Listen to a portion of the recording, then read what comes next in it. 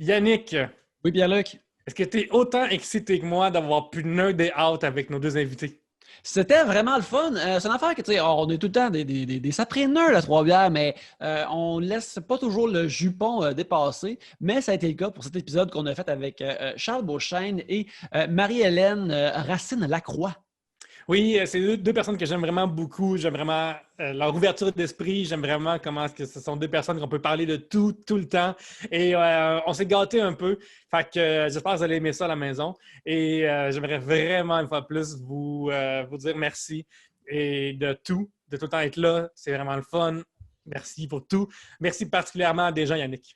Oui, les gens qu'on va remercier, c'est des gens qui nous encouragent sur Patreon. Patreon est une plateforme où vous pouvez encourager les artistes que vous aimez en vous abonnant à eux à chaque mois. Et quand vous vous abonnez à Trois-Bières, au patreon.com/Trois-Bières, vous avez accès à des podcasts exclusifs, aux épisodes en primeur qui sortent le lundi au lieu du vendredi et plein d'autres belles choses comme un petit podcast qui a ravi la nation, qui a ravi la province le mois dernier, les routiers de la Boustifaille. Oui, c'est ça. On en parle beaucoup parce que c'est un des projets qui a reçu le plus de feedback. En tout cas, de moi, ça m'est revenu beaucoup parce que je suis dedans aussi, probablement. Les routes le Boostify, c'est moi et Stéphane Deguire. Et ce qu'on fait, c'est qu'on fait de la route pour aller manger du manger. Et l'épisode 1, on a parlé, on est allé jusqu'en Ontario pour aller prendre du Popeyes. Et cette fois-ci, on est allé moins loin, on est allé au Normandin, comme on avait promis. Et ma foi, l'expérience, c'est tout autre. Et je suis encore choqué. J'ai été insulté lors de ma visite là-bas. Mais dis-en pas plus, les gens ils vont le découvrir sur mon Patreon. Oui, en effet. Fait que si vous voulez, moi, c'est rare que je suis en colère à Trois-Bières. C'est pas une affaire. C'est pas une soupape que je sors. Puis là, laisse-moi te dire que moi et Stéphane, on n'est vraiment pas content de notre expérience. Spoiler, mais à un niveau qui. Mais je ne suis même pas moi-même réécouter, mais on n'est vraiment pas de bonne humeur. Écoute, je ne l'ai pas encore écouté, je n'ai pas encore monté, mais j'ai hâte de découvrir ça, ce trop plein d'émotions.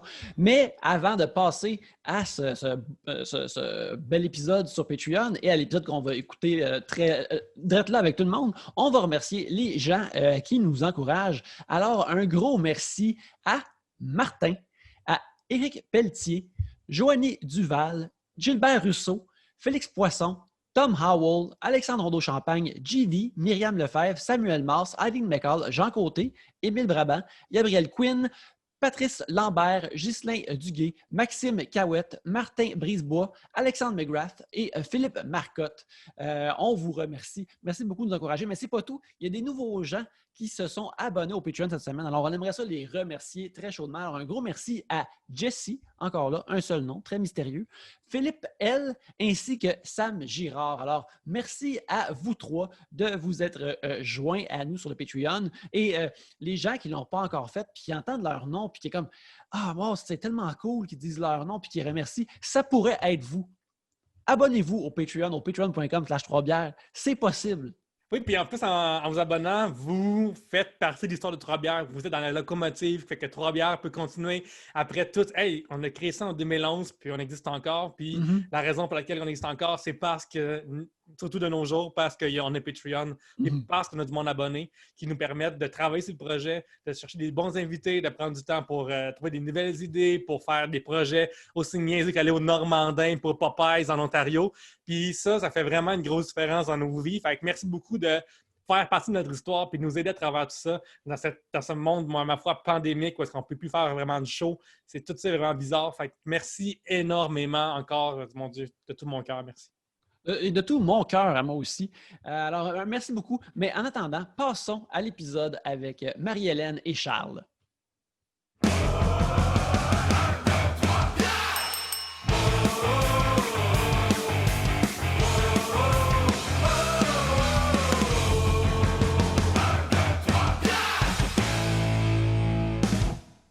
Bienvenue à Trois-Bières, l'émission où on parle des sujets que vous nous envoyez le temps d'une bière. Le fonctionnement est bien simple. Premièrement, dans ce sac ici, il y a les sujets que vous nous avez envoyés. Et lorsqu'on pige un sujet, vous entendez ça ici.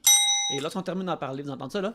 Ça se passe plusieurs fois à l'automne d'une bière ou de n'importe quel autre breuvage que vous avez sous la main. Parce que, tu sais, on enregistre à toute heure de la journée maintenant. Et c'est ça, 3 bières pour discuter de vos sujets cette semaine. Il y a moi-même, Yannick. Pierre-Luc. Marie-Hélène. Et le buveur. Et Charles, désolé, L'homme à la tasse. en plein cours de mon podcast préféré, 3 cafés. Oui. On fait ça plutôt que d'habitude. On a réalisé que si on voulait sortir de quoi pour les membres Patreon, il fallait faire ça maintenant. Fait que merci d'avoir répondu à l'appel. Charles, c'est un plaisir de te reparler, ma foi. Partagé. Et Marie-Hélène, ça fait un bout que je t'avais pas vu, crème. Mais oui.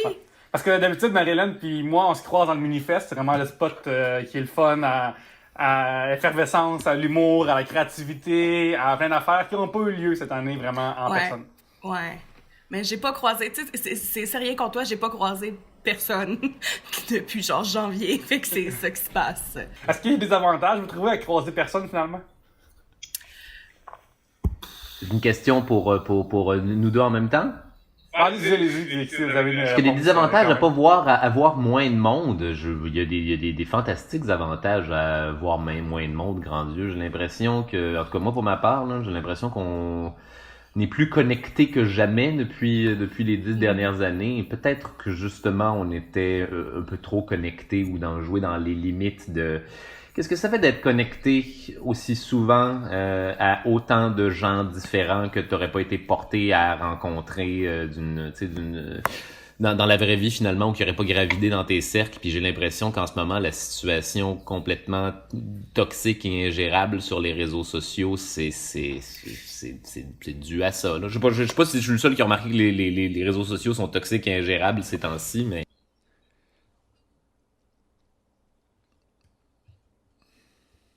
Ça me rappelle l'époque où on était comme autant moins connectés, mettons, quand j'étais à l'université, on avait nos téléphones, on textait, mais on n'était pas tout le temps inondé de nouvelles, qu'on se crisse, d'opinions du monde, qu'on s'en fiche. Si je voulais avoir l'opinion de quelqu'un, il fallait que j'y demande. J'avais pas d'opinion non sollicitée. Puis je pense que ça commence à monter comme le level de dick pic non sollicité puis d'opinion non sollicitée. Ça commence à devenir, pour moi, quand je reçois pas de dick pic, pas mal la plus proche que je peux vivre de ça, je pense. Ouais, j'allais dire, pour avoir vécu les deux, je préfère quand même les opinions, quoique... En fait, ça dépend tout le temps de c'est qui, là. Tu vois, moi, l'avantage de voir moins de monde, c'est que ça m'a fait réaliser de qui je m'ennuie puis qui je m'ennuie pas, là. Fait que c'est comme, ok, genre, je sais qui que je veux plus garder dans ma vie. Puis l'espèce d'avantage bizarre, c'est que moi, j'ai eu une année où j'étais malade toute l'année puis des gros problèmes de santé, mais c'était comme... parfaitement le bon moment pour pas être capable de sortir de chez nous. Fait que moi, ça m'arrange parce que j'ai pas eu le stress de comme, oh mon Dieu, le monde va pas être content que je sors pas les voir, tu sais. Télétravail, là, moi j'ai l'impression que ça va être la grosse affaire de cette nouvelle décennie, là. J'ai l'impression que c'est con, là, mais on vient de découvrir qu'il y a une façon de travailler en limitant nos déplacements, sans capoter comme des hosties de mongols pour être en retard, dans le confort douillet de sa maison, qui est, si c'est pas l'environnement de travail le plus réconfortable que vous avez, je ne sais pas quoi dire de votre vie. Regarde, pour le télétravail, man, let's go. J'ai l'impression que ça va prendre beaucoup d'importance dans les prochaines années et c'est peut-être la façon de... Je sais pas, man, on était tellement communiqués, connectés que j'ai l'impression qu'on a perdu un rapport organique aux choses, puis un rapport organique avec nous-mêmes, puis avec, je veux dire, la façon dont vivre sa vie de façon réconfortante sans avoir l'impression d'être un rouage dans une machine. C'est peut-être moi je fonctionne comme une espèce de parano, là, mais c'est à cause du stress, ça, en fin de compte. Le télétravail en annule une partie. Ouais, ben, une affaire que je trouve qui est intéressante du télétravail, c'est que je pense que il y a beaucoup de places d'emploi qui étaient comme on peut pas faire ça, les travailleurs ils vont considérer ça comme un genre de vacances ou je sais pas quoi, mais là à cette heure que t'as comme juste ça à faire puis tu peux pas vraiment sortir de chez vous, mais là t'es comme là aussi bien travailler motadine là, tu peux pas décider d'aller niaiser dehors, tu peux là, mais à cette heure que c'est normal de travailler à la maison, il y a juste plus de non, ils vont penser ça comme ils vont considérer ça comme des vacances secrètes. Je sais pas pour vous, mais ça vient pas justement instaurer genre un rythme de travail qui est plus qui est plus raisonnable envers soi-même. Tu sais, le bon vieux se lever là dans ta journée, prendre le temps de starter ta routine à ton rythme, travailler les moments où tu as l'énergie de travailler plutôt qu'une journée genre cloîtrée dans un cubicule à à rusher comme une espèce de mongol parce que les horaires ont été décidés pour toi. Là. C'est ça que je veux dire par plus organique. Là.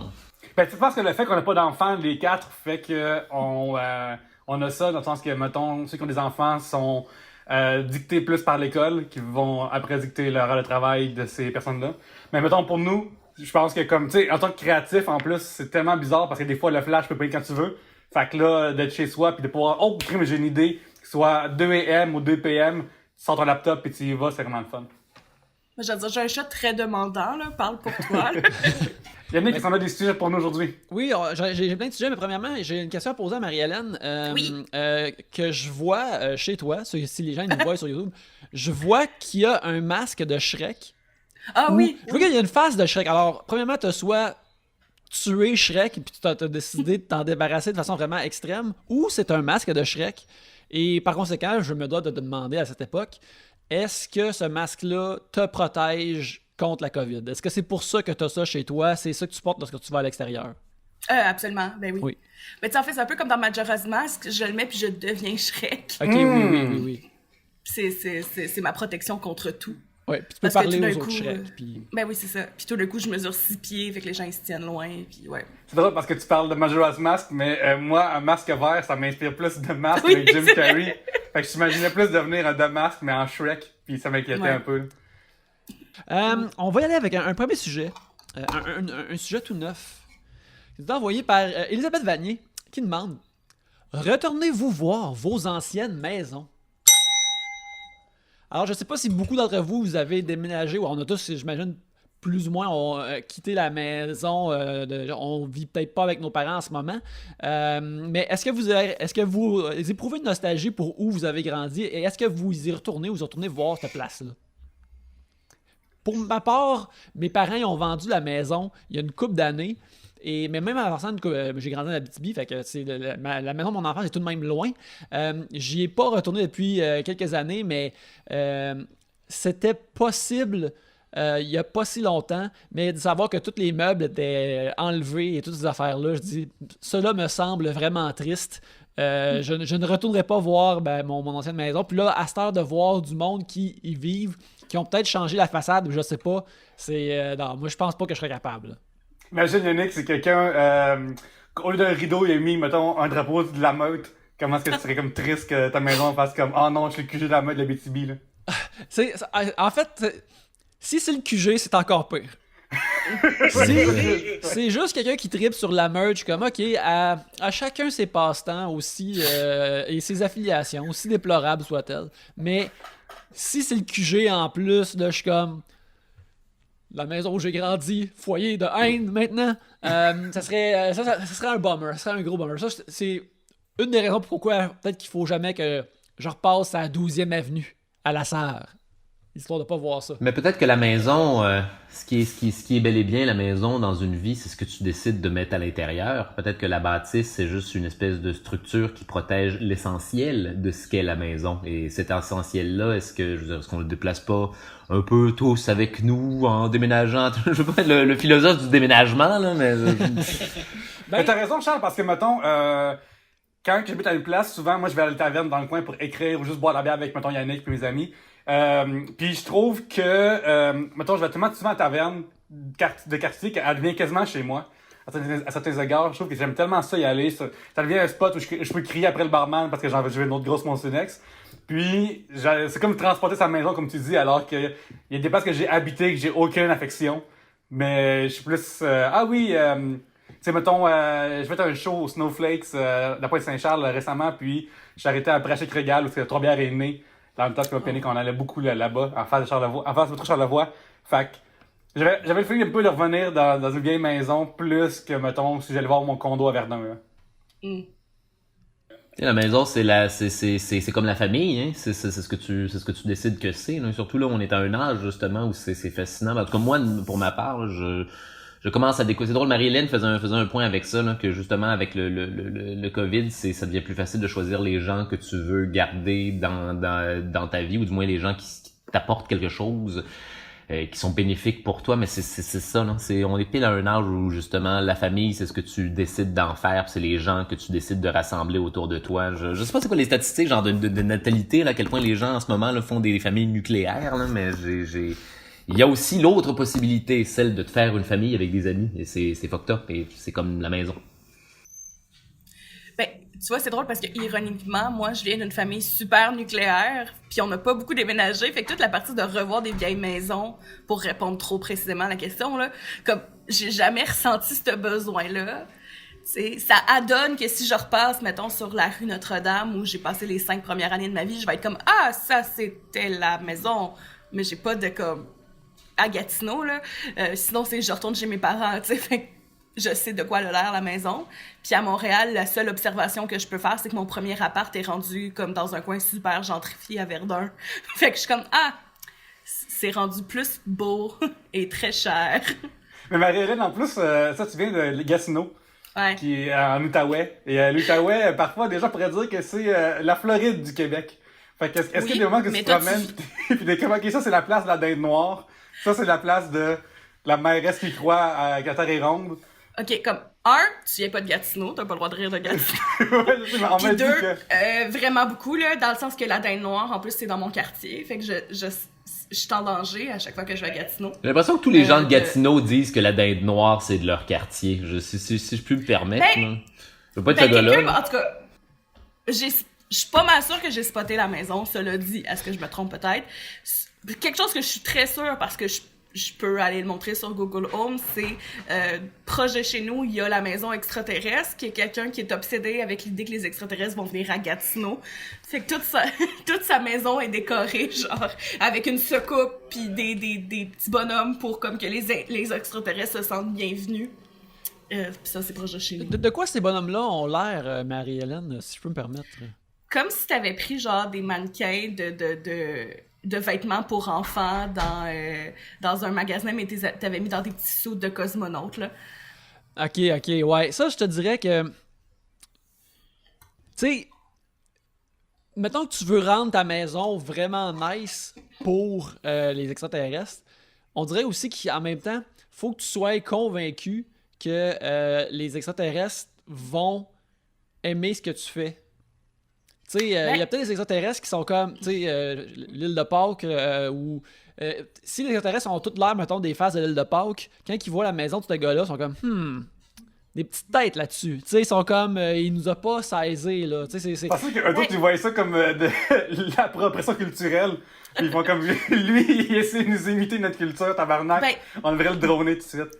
Avec l'infinité de l'univers, de toute façon, il y a une infinité de sortes d'extraterrestres. Fait qu'il faut bien qu'il y en ait au moins une qui fasse comme « Ah oui, ça c'est nous ». C'est une grosse gageure. Ouais.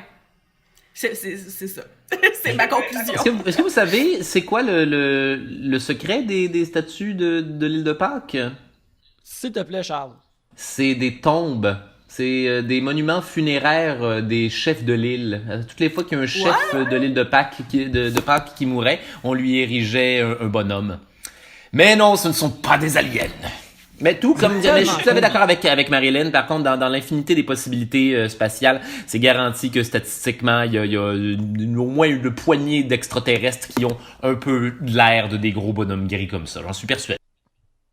Puis de toute façon, il y a de quoi de drôle à la base d'assumer que n'importe quoi qui a été construit par des peuples non blancs mais qui sont impressionnants, ça vient des extraterrestres, là. C'est comme, hey, ils ont construit les pyramides, ça se peut pas. Puis c'est comme, non, peut-être qu'ils comprenaient les mathématiques, tu sais, peut-être. Ouais. Peut-être que le peuple qui a vraiment aidé à construire la science, peut-être qu'il savait comme un peu comment faire des pyramides, là. Peut-être. Ouais, peut-être je dis ça comme ça. Peut-être qu'ils savaient comment briser une roche lisse. Il y a un t-shirt que je veux vraiment beaucoup d'un YouTuber qui est les aliens n'aimaient pas les personnes blanches, qui vient de cette idée-là que c'est comme, t'as tout le temps genre des pseudo-scientifiques blancs qui sont comme, c'est des extraterrestres, mais jamais sur des peuples blancs. Puis finalement, t'as juste comme, l'Europe était pas avancée, puis c'est le secret. Ouais, genre, d'abord t'as Stonehenge, puis de l'autre bord t'as comme des grosses pyramides qui tiennent le fort, là. Ouais. J'avoue, hein, Stonehenge, c'est vraiment juste, on a mis des roches une par-dessus l'autre. C'est comme bien joué, druide. C'était juste, c'est juste En fait, ça que vous avez c'était pour créer un endroit où les gens allaient pouvoir parler et le son se réverbérait vers l'intérieur du siècle. C'était un endroit de rencontre, C'est ça, j'allais dire. C'est vraiment cool. C'est le premier chatroom. Oui, tout à fait, à 100%. Oui, c'est les premières Agora. En tout cas, ben regarde, je suis content que ça soit là pour ces druides-là.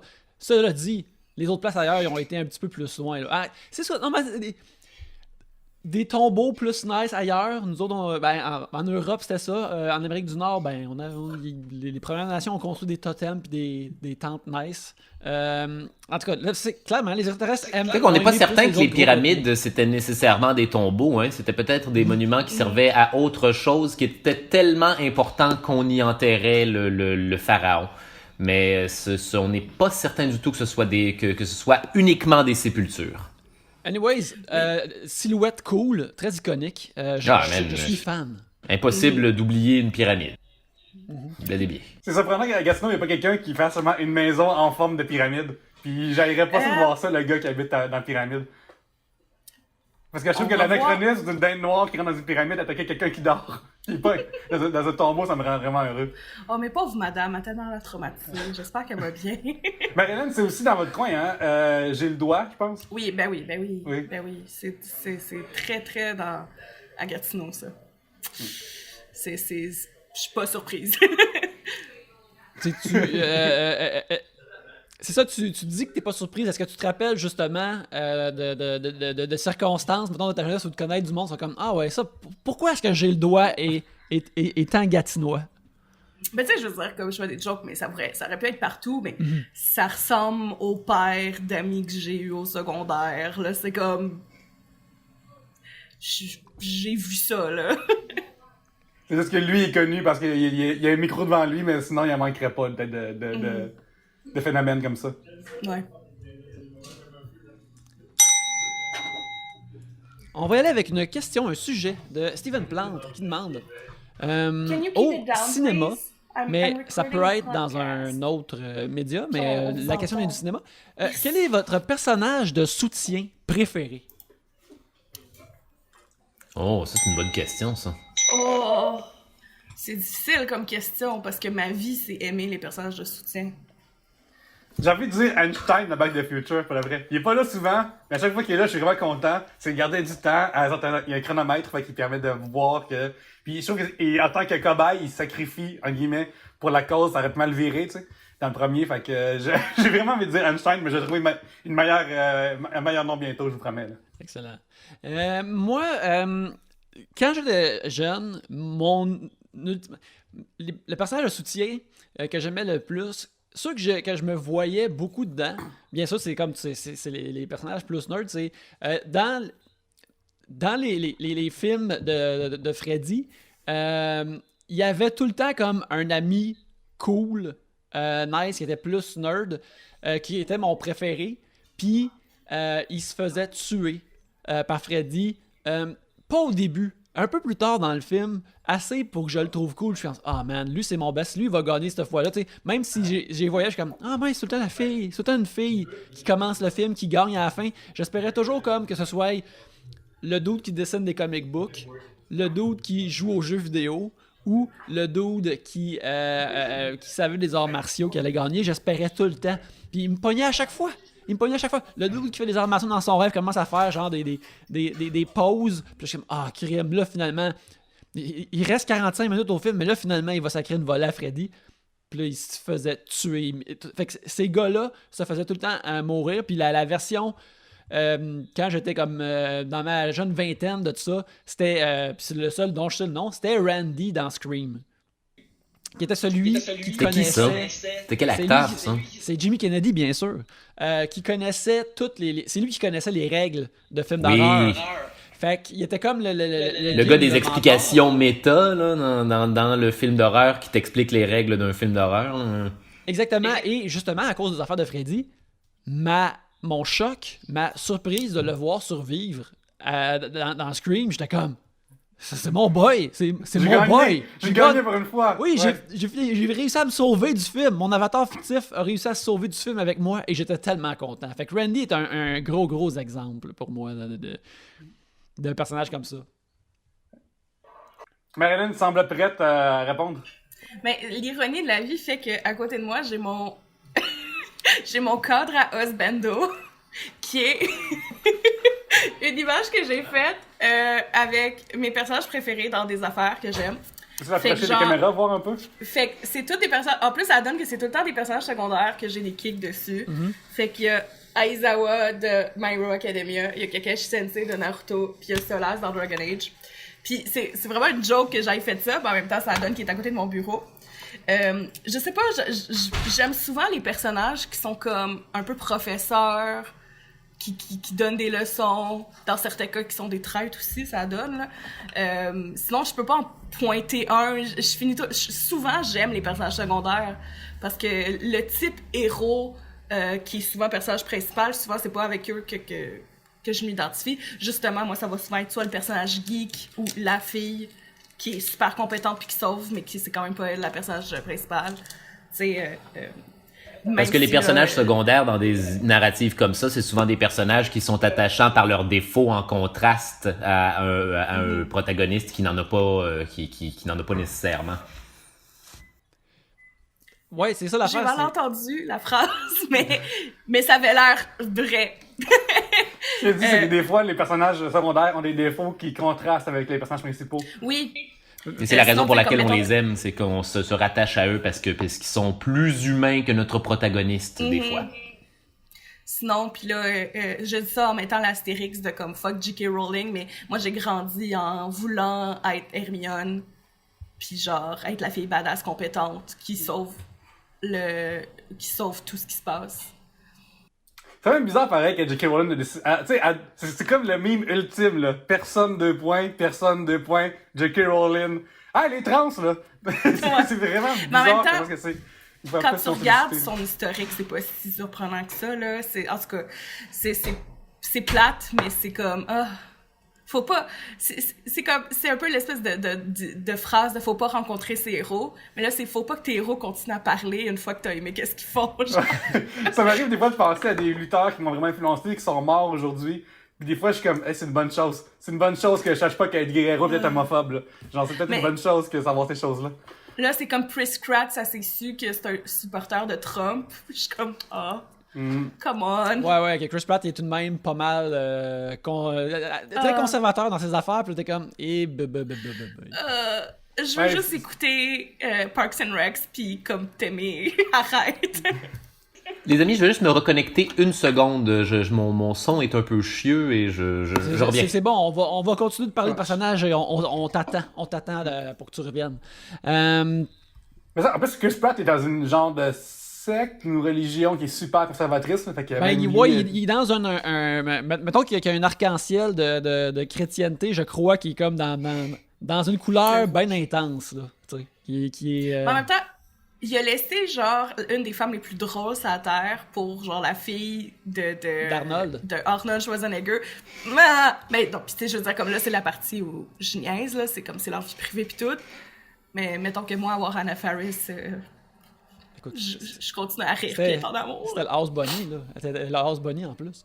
Mais Mais oui, t'as vu, Marilyn, toi, j'ai envie de grandi avec. Tu sais, mettons, moi, je suis combien d'années plus vieux pour pas avoir grandi avec Harry Potter, tu sais. Toi, t'as une année plus jeune Ouais. que moi. Puis là, récemment, Hagrid a dit, genre, hey, pour de vrai, monde sont tout le temps choqués pour rien.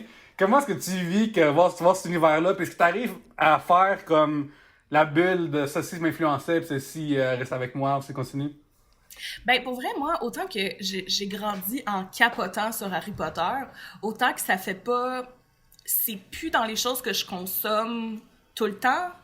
Fait que je trouve ça vraiment dommage, puis je vais peut-être les réécouter quand même, puis apprécier, ou les relire, puis apprécier, mais c'est pas...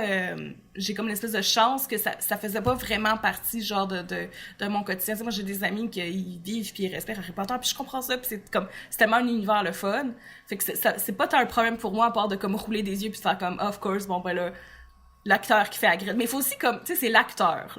Qu'est-ce qui se passe avec l'acteur qui fait Hagrid? il a supporté JK, puis il a dit comme en gros que le monde capote pour rien, puis tout ça, là. Écoutez, voilà, faut prendre l'œuvre pour l'œuvre. Des fois, ça... C'est juste un vieux monsieur qui a dit les choses d'un vieux monsieur, essentiellement. Ah ouais, Robbie Coltrane est transphobe, eh bien, qui l'eût cru. Charles, as-tu un personnage préféré secondaire préféré? Moi, mes préférés, c'est les personnages de soutien bebites. Les robots, les extraterrestres, nice. Les fantômes, les personnages de soutien des méchants aussi. Je les aime bien. Les méchants secondaires, là, ils ont... Nice, ouais. Et les Henchman? Moi, dans les Transformers génération classique, là, mon préféré c'était Starscream. Ce bon vieux Starscream, le méchant des méchants. Rien de mieux. Ah, les robots, man, il y a toujours un alien à un moment donné ou une espèce de personnage qui est juste là pour être une petite créature puis faire comme répondre avec des sous-titres. Ouais, c'est ça. Je vis pour ces estis de shit là. Parce que ces personnages-là que tu parles, Charles, ils crèvent souvent l'écran parce que je me rappelle, mettons, il y a peut-être il y a une quinzaine d'années, peut-être même un peu plus que ça, que moi, on était chez un de mes cousins un soir, puis il avait acheté un coffret DVD bootleg de Transformers original, justement, Génération 1, le dessin animé. Puis c'est un dessin animé qui est pas tant...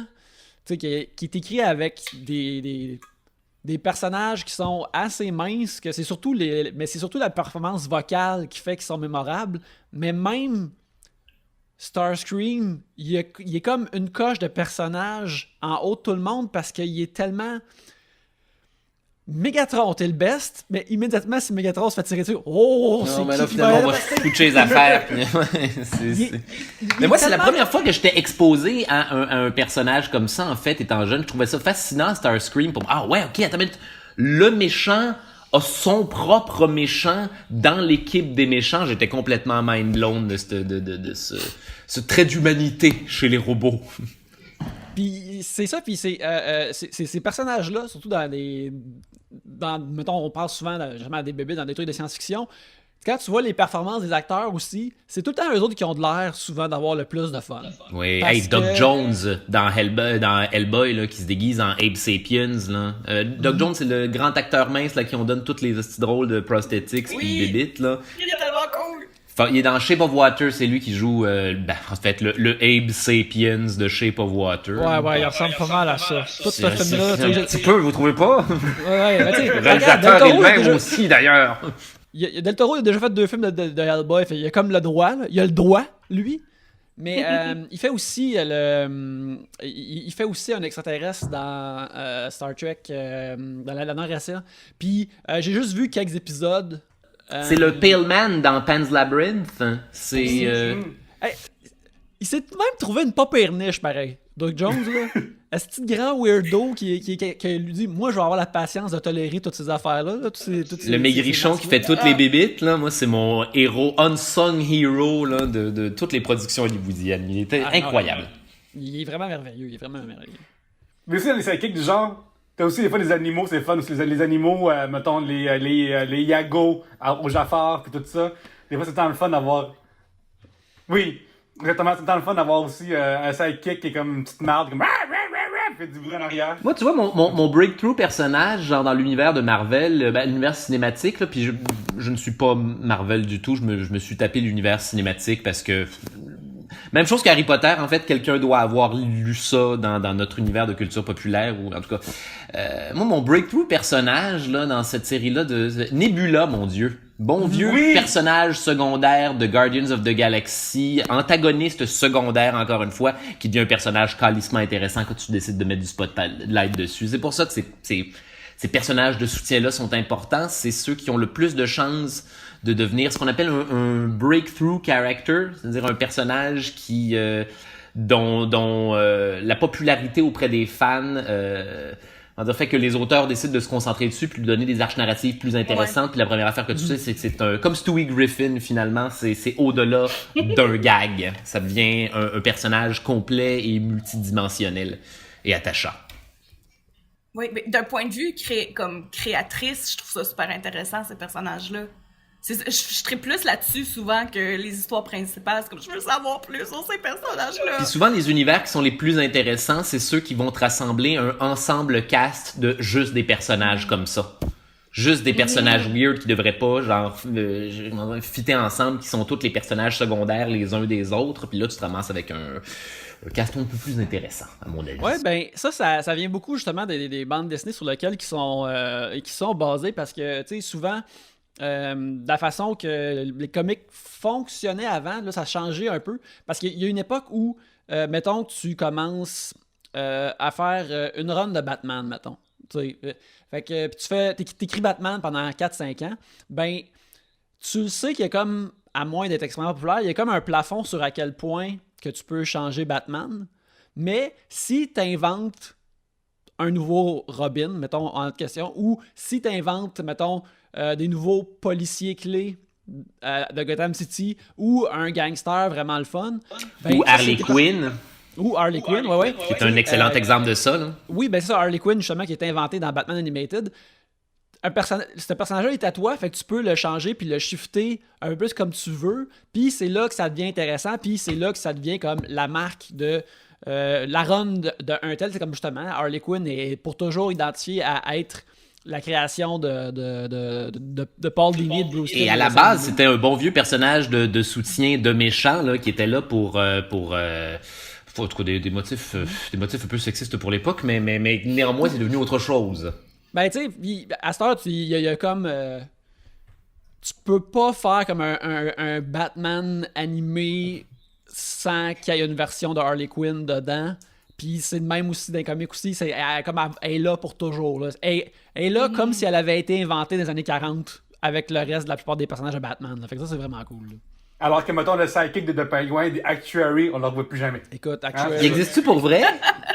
Ouais. L'actuaire? Ouais. C'est vraiment une histoire de... C'est vraiment bizarre. J'ai un comic avec The Actuary dedans. Il se fait gonner à la fin. Ouais, c'est là. C'est la meilleure chose qui peut arriver.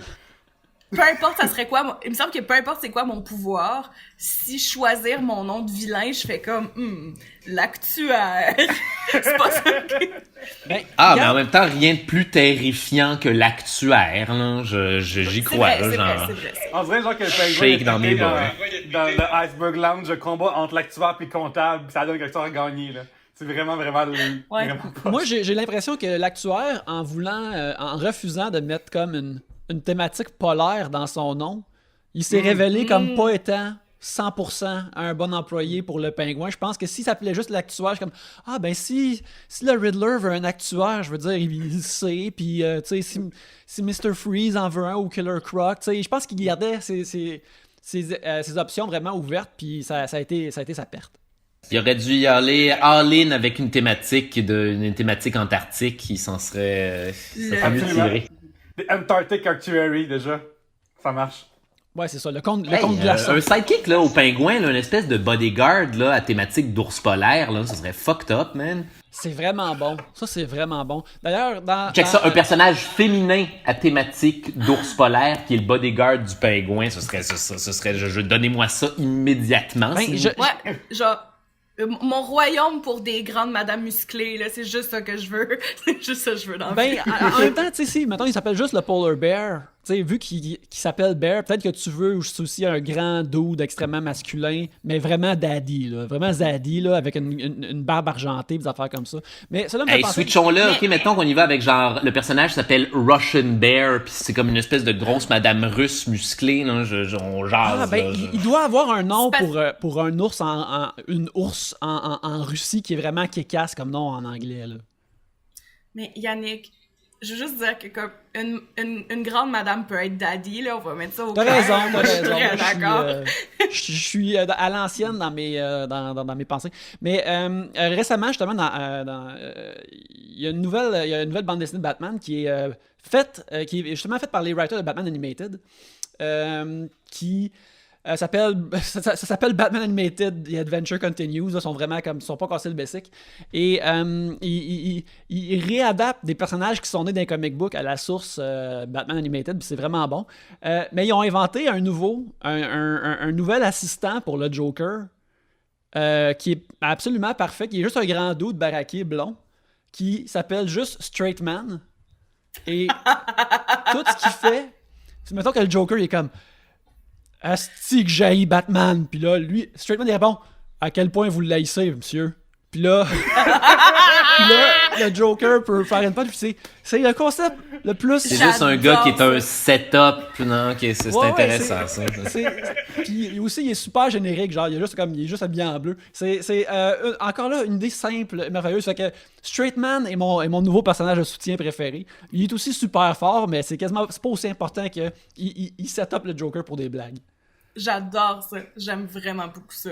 Pour RDS jeux vidéo, j'ai fait à un moment donné un top 15 des personnages féminins qui ont été trop sursexualisés pour aucune bonne raison. Puis en penchant, j'ai fait aussi le top 15 des personnages qui sont badass et fortes. Puis je voulais savoir, Marie-Hélène, toi c'est quoi, mettons je te parle d'un personnage féminin badass, à qui tu penses? Mon Dieu, on dirait que mon cerveau a blank. Je sais pas, il y en a tellement plein, mais tu sais, moi je suis plus... mettons, je suis plus jeux vidéo justement que comics, n'importe quoi. Puis je suis un peu trop obsédée avec les Dragon Age, fait que tu sais du monde comme Cassandra Pendergast dans Dragon Age, je l'adore. En fait, tous les personnages que tu peux faire, comme tu peux être des femmes dans ces jeux-là. Sinon, j'aime beaucoup pour le peu de comics que j'ai lu, j'adore She-Hulk. Puis là, je sais pas, j'ai juste vu ça passer, là, je sais pas si c'est vrai, mais j'aurais vu que c'est Tatiana Maslany qui va la jouer. Oui, dans la série télé, oui.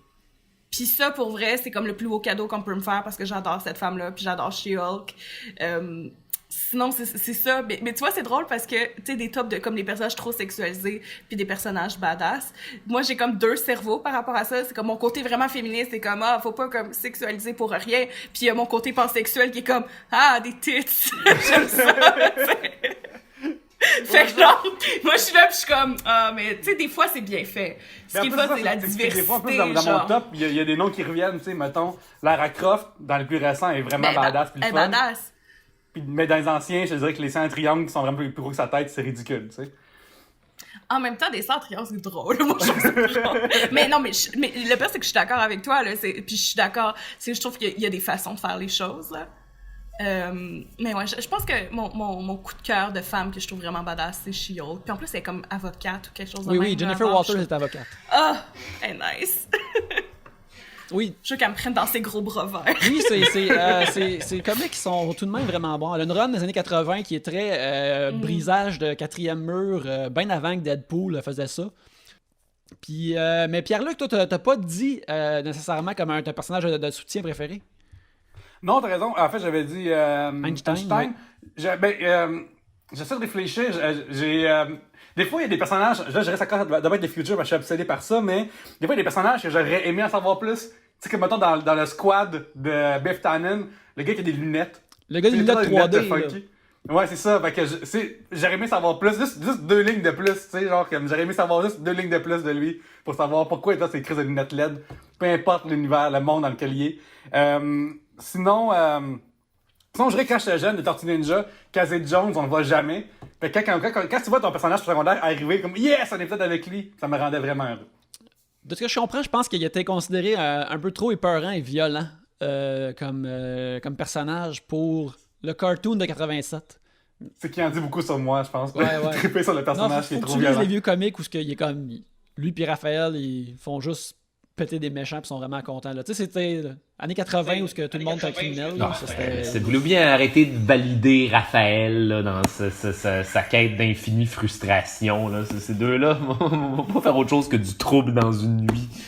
On parle de Casey Jones, right? Oui, bien sûr. C'est la pire influence. Ils sont leur pire influence mutuellement. Non, c'est clair.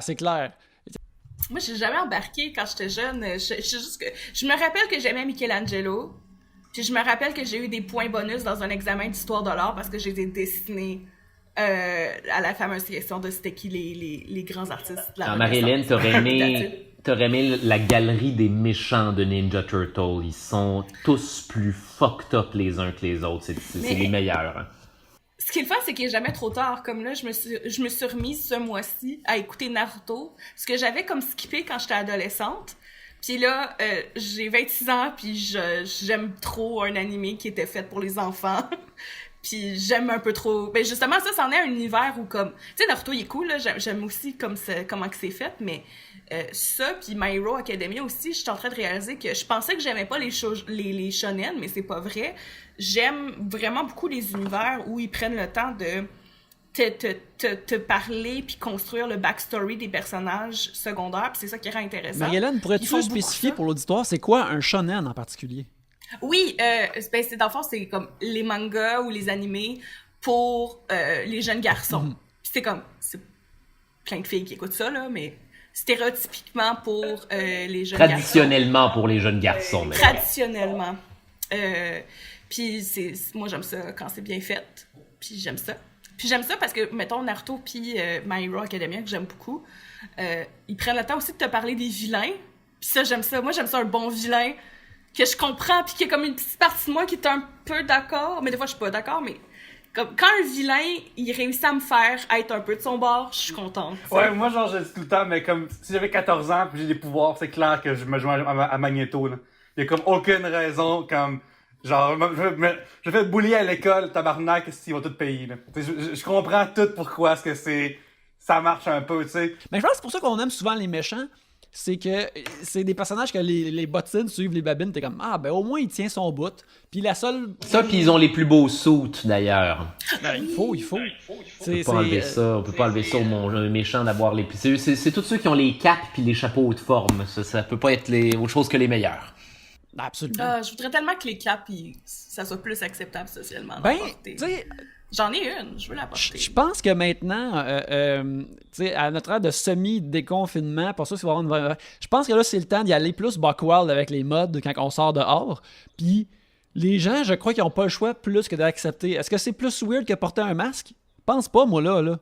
Une cape, c'est un gros masque pour tout ton corps. Yannick, si tu portes une cape qui a un rappel du motif sur ton masque, c'est vraiment cool. Faut que je fasse moi, je préférerais que l'intérieur. Moi, je préférerais que ce soit l'intérieur, que ce soit le motif. Puis là, tu fais comme... What's up, les amis? Ouais. Quand quelqu'un tousse, lève ta cape, comme ça, t'es protégé. On devrait ramener ça. Je pense qu'on est en train de faire un bon cas pour... regarde, les gens de l'industrie de la mode qui nous écoutent, aussi, en même temps, là, c'est essayer de ramener la cape. Ramener la cape, je pense que c'est une bonne idée. Puis, écoute, c'était un... Charles, la cape, c'est quoi? Originalement, le but d'avoir une cape, c'est de te protéger de... un manteau.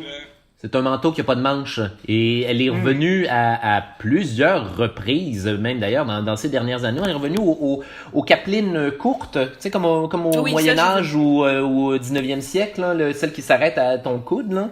Espèce de cape de Sherlock Holmes, là, c'est tout à fait revenu. C'est à nous de rocker les capes, ainsi que tous ces hautes formes. Moi, en fait, il faut juste que j'assume le fait que ça fait un bout que je veux me mettre à la couture pour juste me faire plein d'affaires vraiment flowy. C'est juste ça que je veux dans la vie. Je veux passer puis que le monde sont pas sûrs si c'est un nuage ou quelque chose. Qui ou c'est moi, tu sais. Qui est-elle? Avec son masque et sa cape. Ouais. Je pense qu'on tient quelque chose. On tient quelque chose de très important. C'est mon but dans la vie. Je pense qu'on peut dire qu'il y a un avant puis un après le podcast qu'on est en train de faire pour le monde de la mode, l'industrie de la cape. Puis ça se passe cette semaine. Tout est encore à faire, mais c'est entre nos mains. Il faut juste avoir les testicules de le porter. Ah, absolument. C'est la vie. Hey, tu sais, on enregistre ça samedi. Je suis comme sur bonne humeur, c'est le week-end. Mais là, je suis hyped. Le renouveau, la possibilité de ramener la cape me rend vraiment heureux. Je trouve que c'est une bonne idée. Mais c'est ça qui est génial avec des périodes comme ce qu'on est en train de vivre en ce moment. On est non seulement en période de transition, je veux dire, avec toutes les affaires qu'on pensait, qu'on connaît, qu'on doit maintenant réajuster parce qu'on vit dans un COVID world, mais aussi, je veux dire, c'est drôle, tout ça tombe pile au début d'une décennie. Moi, je pense que si vous ne le savez pas encore, je vous l'annonce, nous sommes en période de totale transition et les choses, peu importe à quel point les choses reviennent à la normale dans quelques années, le monde va être scarifié à jamais par cette pandémie-là, puis de façon positive tout comme négative. Le positif, je veux dire, la mode va changer, le télétravail va sous toutes ces coutures, en fait. J'ai l'impression qu'on s'enligne pour des années 20 très intéressantes et très différentes des années 10. Et la cape va revenir, très en d'accord. plus. Et la cape va revenir. Ça ne dépend que de vous, là, la cape. Là. Mais se battre avec une cape, c'est pas difficile parce que ça fait le tour de ton cou, je pense. Fait que tu peux vraiment atteindre quelqu'un facilement avec ça. Si tu as un duel, mettons, dans un bar de Saint-Eustache, tu risques de t'étrangler avec. C'est sûr que tu peux pas, mettons, te battre contre Jackie Chan avec une cape. Parce qu'il va revirer ça contre toi. Il va faire un cocon avec ta cape. Je te conseille quand même généralement de se battre avec Jackie Chan. Ben, C'est pas dans mes grandes recommandations de la vie. Mais tu sais, comme de toute façon, je pense que aussi dans un monde post-COVID, moins se battre dans des bars, ma suggestion. Ouais, je pense pas que les gens qui se battent dans les bars, ils ont l'habitude de porter des capes anyway, là. Mais les Espagnols, genre à la Renaissance ou dans le bout où les épées sont devenues plus minces, puis c'est devenu des épées d'escrimeur, ils ont inventé la façon de porter sa cape entre guillemets à l'espagnol, c'est-à-dire juste sur une épaule. C'est pour ça que tu remarques, supposons dans des films de je sais pas moi de Elisabeth de Golden Age ou whatever, là, la seconde où il y a un espagnol dans les environs, ils ont plus souvent qu'autrement leur cape uniquement sur une épaule. C'était parce que c'était plus facile de se battre à l'épée. Et voilà! On en refait le monde, on apprend des choses. C'est ça, votre fin de semaine, les amis! Est-ce qu'on ramène les épées? Est-ce qu'on ramène les épées rendues là? Je pense que les guns, ça fait, là. Ou attends, peut-être les épées ornementatives, tu sais. Hey, mais moi, ça fait un bout que il y a une partie de moi qui a vraiment le goût de m'acheter des épées parce que je trouve ça vraiment cool comme objet. Mais il y a une partie de moi que je sais pas si je suis rendue là à assumer mon obsession avec tous ces univers-là. Fait que là, je suis comme, il me semble que je serais cool avec une épée. J'avoue que, tu sais, avec, mettons, là, tu nous parles que t'aimes l'anime puis le manga, puis là, si tu décores ton chez-toi avec un katana en plus, c'est très facile de formuler des préjugés peu charitables. En même temps. Mais cela dit, là, Pierre-Luc, tu dis ça, mais qu'est-ce qu'il y a de plus pro-distanciation qu'une épée? Quand tu y penses. Ouais, en effet. Écoute, une épée de 2 mètres, Yannick, ça fait que tu peux comme pointer le monde et les poker quand ils sont trop proches. Moi, j'ai découvert une nouvelle niche internet sur TikTok qui est les femmes avec des épées, puis des femmes vraiment badass qui font des trucs d'épée. Puis je suis un peu trop en amour avec ça. C'est ma niche préférée depuis que j'ai rendu depuis bout sur Internet. Pour de vrai, moi, je tripe sur les genres de sous-culture web, là, puis ça, c'est vraiment intéressant. Je les trouve tellement cool, puis là, genre, j'ai fait des recherches pour voir si je peux prendre des cours d'épée à Montréal. Mais là, avec le COVID, ça se passe pas en ce moment, là. Mais je trouve ça tellement cool. À date, là, je n'ai pas trop été sur TikTok, là, mais déjà, je dois dire que là, je suis intrigué. Là, je suis vraiment intrigué. Puis est-ce que genre, à fond des danses avec leurs épées, ou à fond des combats, ou à fond des flips? Genre, il y en a différentes sortes. Il y en a qui font juste montrer leurs épées. Il y en a qui font comme des chorégraphies de bataille. Puis tout ça. C'est vrai qu'ils font des danses avec des messages sociaux, genre, comme sur TikTok. Là. Des points, genre. J'ai pas vu ça encore. J'ai vu des filles aussi avec des sabres laser qui sont vraiment bonnes pour comme le flipper. Puis ça, c'est vraiment cool. Ouais. Il y a des gars aussi, mais je faut là juste les filles. Ça me trouve badass. Ouais. Regarde, j'ai pigé le sujet de truite détruite qu'on semble avoir un peu répondu avec nos dernières discussions, mais on peut broder davantage. Qu'est-ce qui vous rend instantanément heureux? Mais m'a dit c'est ça. Voir des dames avec des épées là, en ligne, ça c'est pas mal cool. Là. C'est pas mal cool. Qu'est-ce qui vous rend instantanément heureux? Ouais, quelque chose que, mettons, un genre de vidéo que tu cliques dessus, t'es comme, ça va me rendre vraiment heureux, ou quelque chose que tu vois, mettons, en GIF, que tu vois dans la rue, un fruit juteux que tu manges immédiatement, ça te rend heureux, ça te rend de bonne humeur. Y a-tu quelque chose comme ça auquel tu peux penser immédiatement, Charles? Oui, les vidéos de demandes en mariage en public ratées sur YouTube. Oui! J'aime tellement ça! Les dudes là qui vont vers une demande en mariage super élaborée puis calissement malaisante puis qui met full de pression à la fille de dire oui parce qu'ils sont en public sur le jumbotron pendant la game de football là. Puis là finalement ta voix capoter puis faire comme si nous allions parler de ça ailleurs. Mais veux-tu m'épouser d'abord? Non, nous devrions vraiment aller parler de ça ailleurs. C'est bon. Puis là finalement la fille s'en va en pleurant, puis le dude a l'air d'un crise de cave, puis là il y a une fanfare qui arrive et c'est du génie. Ah, mais quel cauchemar! Je pense que c'est un de mes pires cauchemars. Ne faites jamais ça à qui que ce soit. Jamais. Non, la seule façon acceptable, ça serait que, genre, avec votre partenaire de vie, vous avez déjà eu une conversation sur le fait il ou elle trouverait ça romantique, non. Sinon, c'est inacceptable, N'imposez pas la pression d'une demande en mariage devant 500 000 personnes, c'est un cauchemar sur Terre. Non. Moi, j'ajouterais à ça les vidéos de fail de gender reveal parties. Là, ignorant le fait que là, il y en a un qui a causé un incendie, ça, c'est pas drôle, c'est triste, là. Mais tout ça, c'est supposé faire de quoi, puis finalement, le père se ramasse un bâton, comme, dans le paquet, ou des affaires de même, où les ballons, ils partent, puis ils ont pas le temps de voir c'est quoi le genre. Moi, j'adore ces affaires-là. Marie-Hélène, je contre-attaque. Oui. Je contre-attaque avec les news anchor fail. Les gens qui lisent les nouvelles pis qui chient ça live, là, ça, là, c'est juste du plaisir en barre, là. Tes voix, genre, se retenir de vomir, là, en essayant, là, ils ont l'air d'avoir chaud, là, ils ont mangé quelque chose qui a pas passé à midi, là, où ils se ramassent avec un invité fucking raciste à l'autre bout de la ligne pis ils doivent ça comme... C'est de la magie, j'adore ça. Ou tous ceux que c'est comme, tu vois qu'ils ont fait une mise en scène pour que ça ait l'air dramatique, mettons parce qu'il y a des inondations, mais tu catches qu'ils sont à genoux parce que là, il y a comme quelqu'un qui passe en arrière debout. J'adore ça. En marchant, ils sont pas à niveau dans l'eau, là. Il y a un type de fail que j'aime qui est vraiment spécifique, mais que c'est quelqu'un qui a ce qu'il mérite. C'est aussi niaiseux que quelqu'un qui a une mauvaise idée, mais qui se rend pas mauvaise idée parce qu'elle était trop mauvaise, genre. Quelqu'un qui veut sauter de son toit puis qui glisse de son toit parce qu'il n'a pas réussi à sauter son propre plan de merde. Mais... Ça me rend tellement heureux, là. Moi, ça me rend tellement anxieuse, ces affaires-là, mais comme un anxieux que ça me fait rire après, là, c'est que des fois, tu le vois arriver parce que c'est comme n'importe quelle compréhension de base de la physique fait que tu sais que t'aurais pas dû faire ça. Fait que tu le vois arriver parce que tu comprends que mathématiquement, ça va chier, c'est sûr. J'ai comme des frissons. Moi, dans la vie, je me considère pareil un bon comédie nerd. Je consomme en masse de stand-up de la terre complète. J'aime vraiment ça. Mais il n'y a rien qui fait plus rire dans la vie. Je pense que mon happy place ultime, c'est googler dans les Simpsons l'homme au ballon dans la fourche, ok? C'est le ballon dans la fourche des Simpsons, mon man reçoit le ballon dans la fourche au cinéma. Puis juste ça me rend fucking heureux. C'est mon spot pour me faire rire tout seul, là. C'est merveilleux. Sinon, des choses qui me rendent instantanément heureux. Cette semaine, j'ai commencé à suivre un compte Instagram de presse hydraulique qui écrase des choses.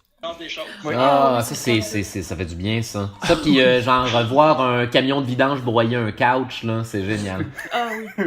Ouais, c'est quasiment, c'est purifiant, quasiment, je sais pas. Je suis pas capable d'expliquer le bien que ça Parce que tu penses que c'est pas assez fort pour détruire le truc, t'es comme, no way que ça va péter cette affaire-là dans cet angle-là. T'es comme, non, ça le fait, Chris, ça le fait! Le couch a aucune chance! Sans effort, tu sais, y a pas comme un... C'est juste... Non, regarde, t'arrêteras jamais le mouvement de cette presse hydraulique, peu importe à quel point t'es un couch, là. C'est du génie. Comme un couteau chaud dans du beurre, comme ça. J'adore ça. Ça s'arrête même pas pour rusher, là. C'est vraiment non couch, non. Puis voilà, la première affaire que tu sais, c'est que c'est devenu un bloc, là.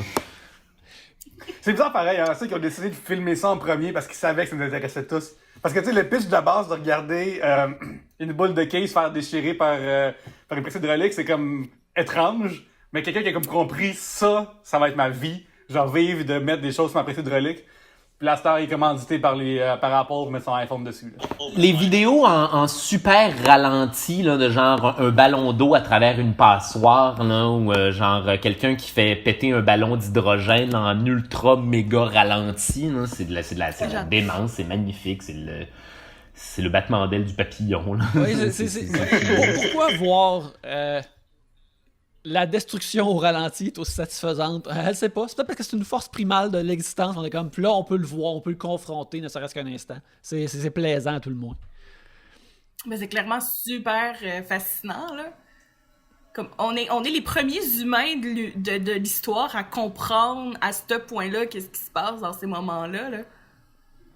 C'est fou. Parce que tu réalises qu'une explosion, ou même à petite échelle, ça demeure une explosion. Et tu trouves ça fantastique parce que justement, tu y reconnais tout ce que tu as vu, genre des explosions démesurées dans les films ou à la télé ou peu importe, mais en version genre, micro et entre guillemets sécuritaire. Et oui, c'est fascinant, c'est la même force. Mm-hmm.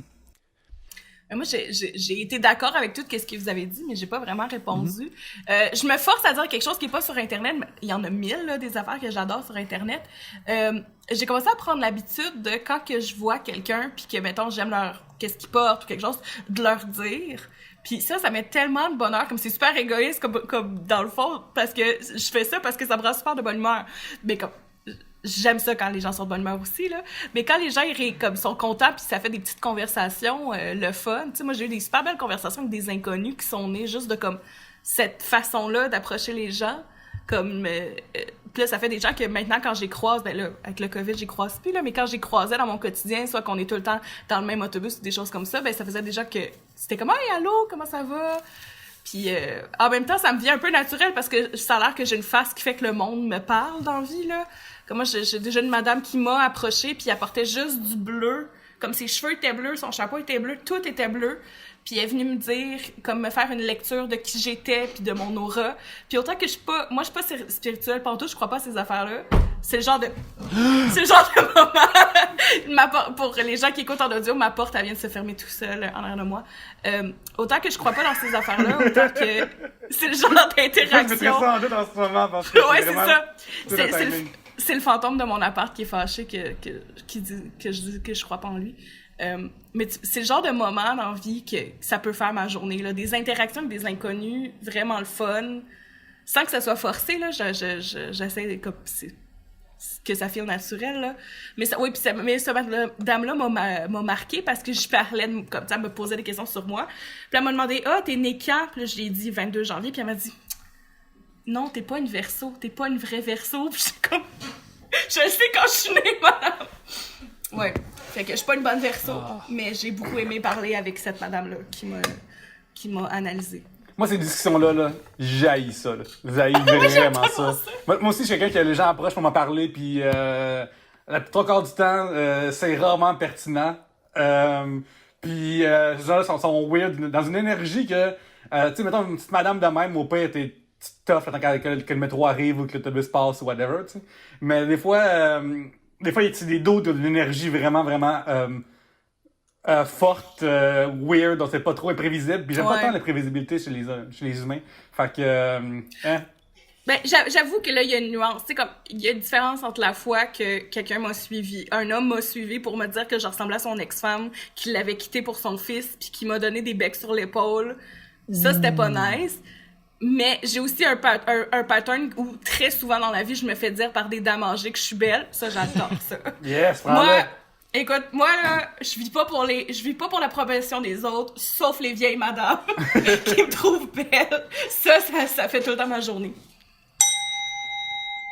Écoute, on est arrivé à même un peu plus qu'une heure, alors on va terminer l'émission dès maintenant. Alors, Charles et Marie-Hélène, merci beaucoup d'être venus nous voir. C'était vraiment le fun.